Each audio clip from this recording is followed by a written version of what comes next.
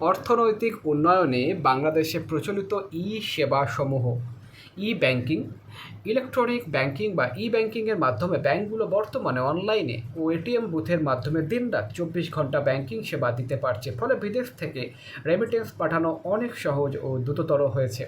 Commerce commerce হচ্ছে online যোগাযোগ ব্যবস্থার আরেকটি গুরুত্বপূর্ণ মাধ্যম। বিভিন্ন অ্যাপস ও ওয়েবসাইটের মাধ্যমে ঘরে বা যে কোনো জায়গায় বসে বিভিন্ন পণ্য ক্রয় বিক্রয় থেকে শুরু করে নানা ধরনের বাণিজ্যিক কার্যক্রম পরিচালনা করা যাবে। পণ্য কেনাবেচা ও আর্থিক লেনদেন সহ সব কার্যক্রম ইলেকট্রনিক প্রক্রিয়ায় করা সম্ভব।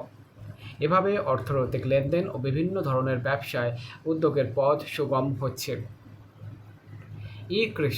কৃষির মাধ্যমে কৃষি বিষয়ে তথ্য, গবেষণা ও উৎপাদন বৃদ্ধিতে প্রযুক্তি বিশেষ ভূমিকা রাখছে। আবহাওয়া, ফসল বপন ও পরিচর্যা, সার ও কীটনাশক প্রয়োগের তথ্য, রোগবালাই দমন ইত্যাদি কৃষি তথ্য অনলাইনের মাধ্যমে বিশেষজ্ঞদের কাছ থেকে কৃষকগণ জানতে পারছেন। ফলে কৃষি প্রযুক্তি সম্পর্কে কৃষকগণ সচেতন হচ্ছেন, যা উৎপাদন বৃদ্ধি করতে সহায়তা করছে। গভর্নেন্স সরকারি কার্যক্রমে ও প্রক্রিয়ায় ডিজিটাল পদ্ধতির প্রয়োগই হচ্ছে গভর্নেন্স।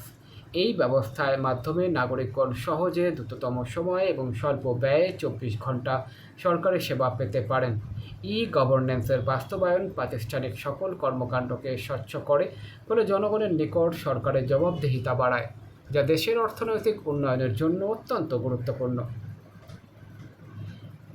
পর্চা সেবা অনলাইন হতে জমি সংক্রান্ত তথ্য, জমির রেকর্ডের অনুলিপি সংগ্রহ করার সিস্টেমই হলো পর্চা।